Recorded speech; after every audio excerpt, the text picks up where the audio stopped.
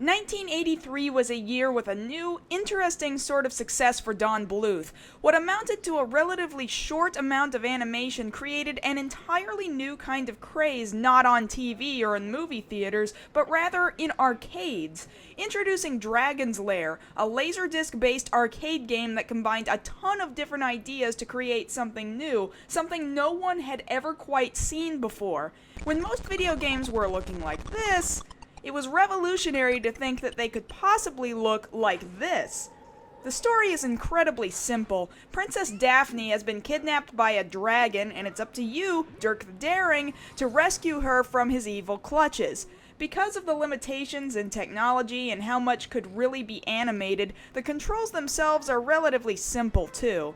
Every so often you'll see something flash on the screen. You have to choose up, down, left, right, or to attack. If you chose correctly and quickly enough, the full motion video animation continues, and if you're good enough, you can get all the way through to the end and save the princess. But as simple as that concept is, you find upon playing it that it's rather quite difficult. Unlike other FMV games that utilized this gameplay later on down the road, it isn't like you see physical arrows pop up on the screen telling you which direction to push. Sometimes it's difficult to tell whether the flash wants you to choose up or right or whatever. It isn't always obvious whether you should fight or run away. But as you can imagine, if you've played the game enough times, you'll eventually remember the animation well enough to blaze on through. But that could take a while for some people. Sometimes the action you have to perform only becomes obvious to you a split second before your opportunity is over, and then, well, it may just be too late.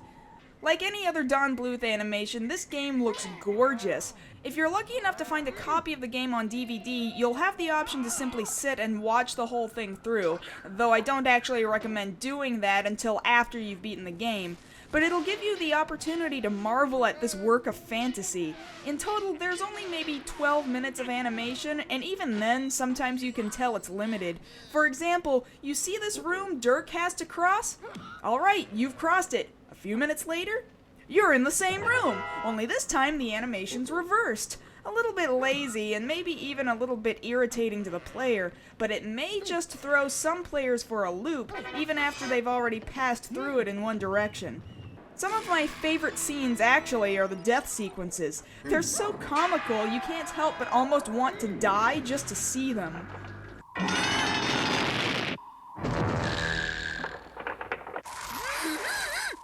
With the shoestring budget they were working on, the studio couldn't afford to hire any models. For that reason, they started turning to Playboy magazines. Yep, Playboy magazines. And that's why Princess Daphne always looks, well, cold. Yikes, I mean, wow.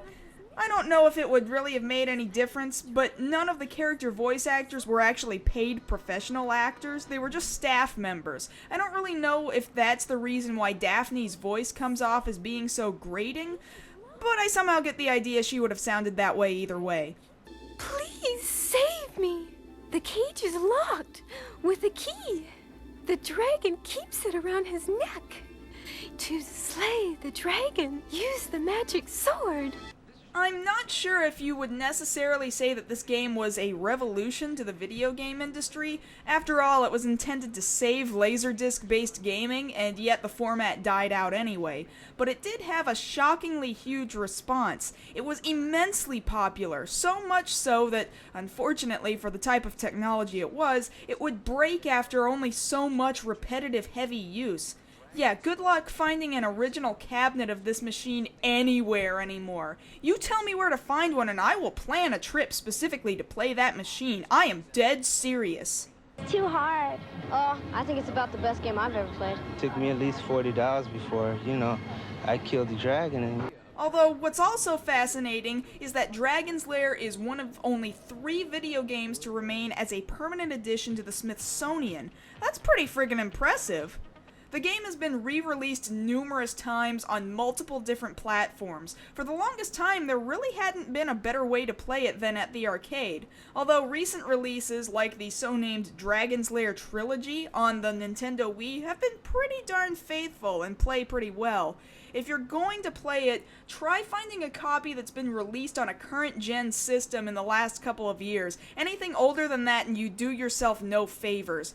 For me, it's nice having the DVD version for its bonus features, but because it's a DVD, when you press a button to go in a direction or make an attack, there's a slight split second afterward where the DVD has to pause and make that choice for you. It kind of takes you out of the experience. Dragon's Lair was followed up the next year with an incredibly similar game called Space Ace. And well, you know what? We'll get to that one next time.